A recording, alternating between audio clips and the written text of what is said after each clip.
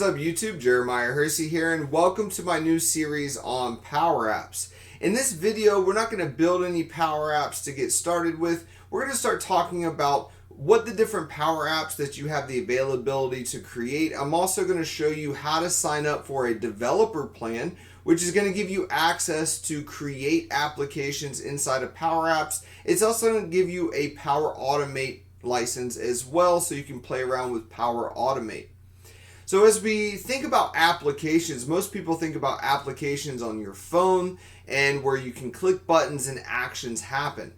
Well, with Power Apps, there's really two different kinds of applications you can build. There's a canvas application, which you start with a blank canvas and you can drag and drop components in order to get that clickability.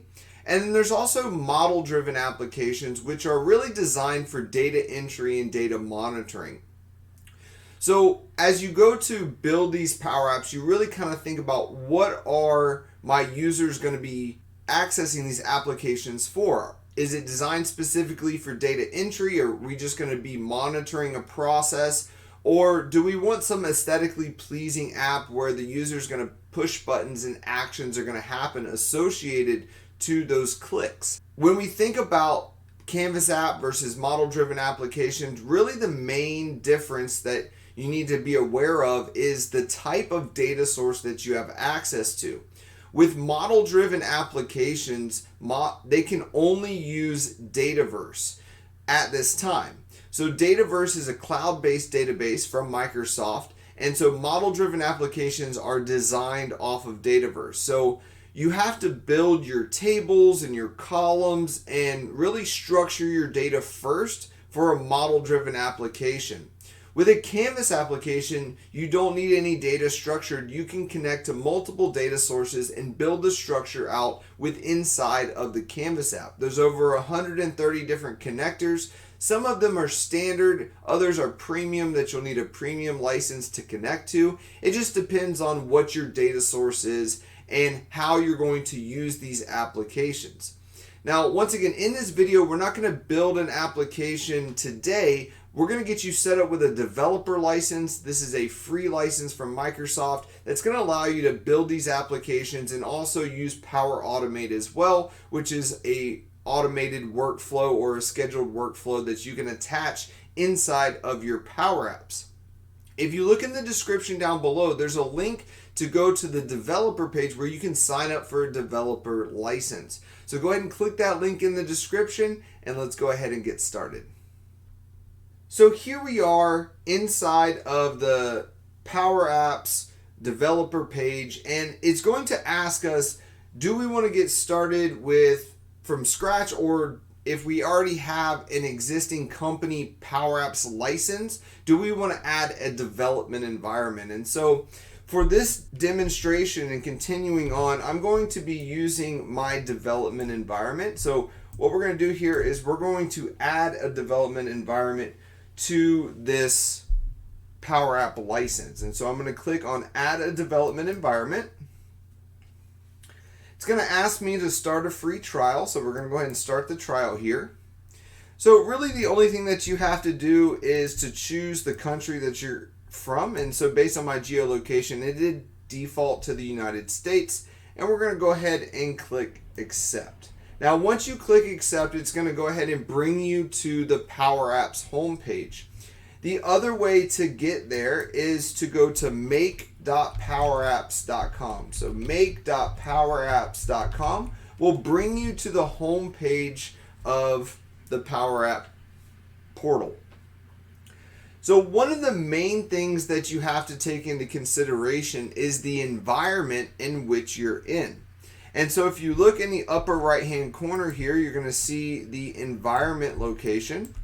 And so most companies have a default environment that everyone has access to. Everyone can build applications within inside of it. But in this instance, we created a development environment specifically for us.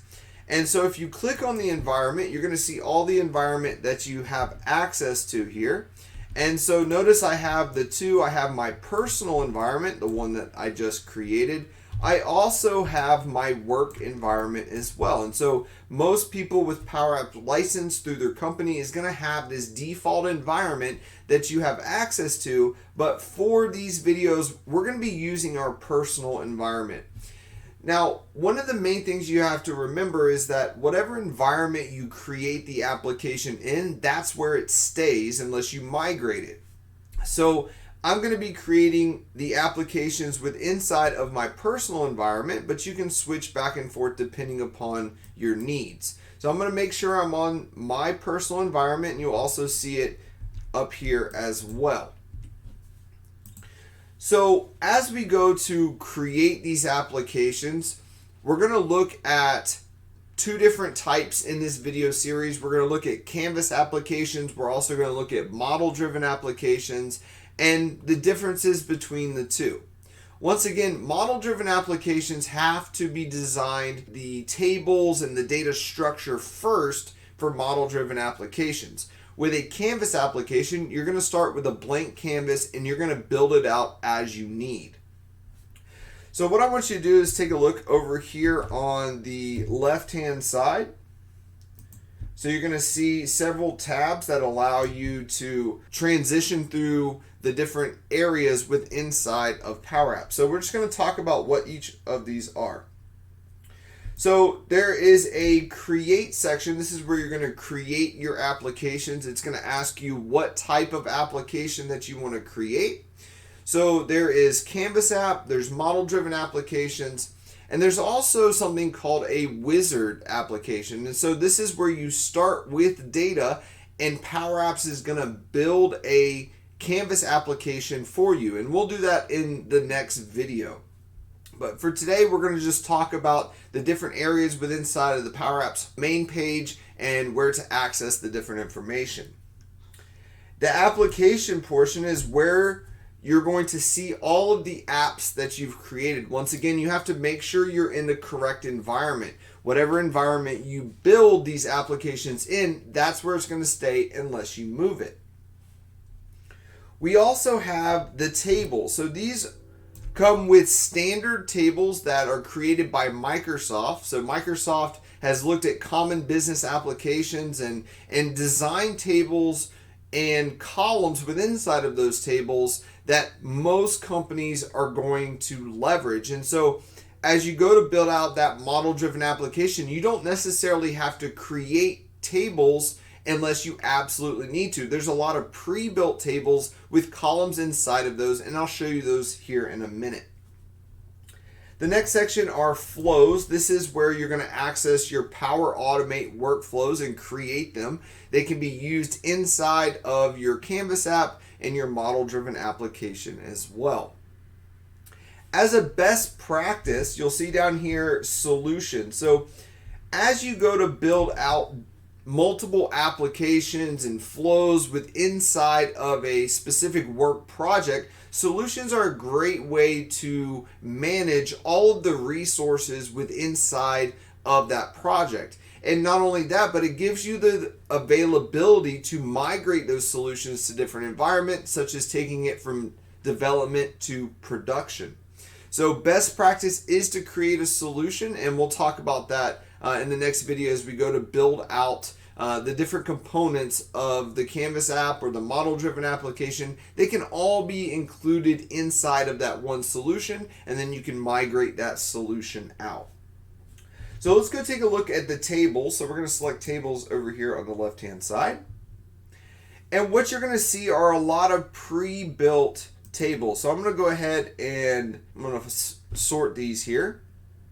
And what you're going to see is a lot of these tables are standard. So Microsoft says, hey, we're typically going to use currency. We're going to have users within inside of our organization.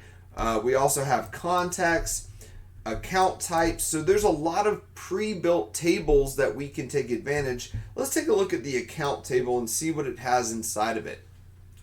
So as we select this account, you're going to see that there are a lot of pre-built columns. Once again, Microsoft has decided, hey, a lot of companies are going to need an account table with contacts for their business. And so notice that here we have the account name, the main phone number, address, primary contact, and we can decide if we want to create additional columns within inside of that table if we need to. So we can add additional columns as our business needs it, but there's a lot of pre-built columns and pre-built tables inside of Dataverse. So these are all Dataverse tables created by Microsoft. And so as we go up here to the create, you're going to see the option to create an application. So this first up here, this first section is basically the wizard application. And so you would start with data that's already inside of SharePoint or Excel, and it will build a Canvas application for you in a relatively short amount of time. Now, it's not going to be exactly what you want, but it's going to be functional and ready to go. So if you have a data source, you can create a wizard app. And once again, we'll do that in the next video. I'm just trying to show you the different pieces within inside of Power Apps. We also have a really great option here to choose a template. So if you know that I'm going to be looking at a checkout application, I'm going to be building a checkout application. Notice that they have the asset checkout. It is a model-driven application. You can see that down here below the name. And so, once again, model-driven applications are designed for data entry. That's their purpose, to follow a process, to monitor data, enter it, edit it, and those kind of things. A Canvas application is more of an application that users are going to interact with, either from the computer, or they can also access it through their phone as well. So you'll see down here, maybe we're creating an onboarding application. Notice that this is a Canvas application. So there are some pre-built templates that we have available to us that we can take advantage of. And as we go to create these applications, once again, the main question you need to ask yourself is, what's the purpose of this application? If it's data entry, that's going to be more of a model-driven application. And if it's user interaction, that's going to be more of a Canvas app. So hopefully that kind of gives you an idea of the different applications and what they're used for. Once again, in this series, we're going to be talking about Canvas apps, model-driven application, how to build them, and we're going to look at some different features with inside of Power Apps that we can take advantage of. If you like this video, make sure you give it a thumbs up and subscribe to my channel for more content. I'll see you in the next one.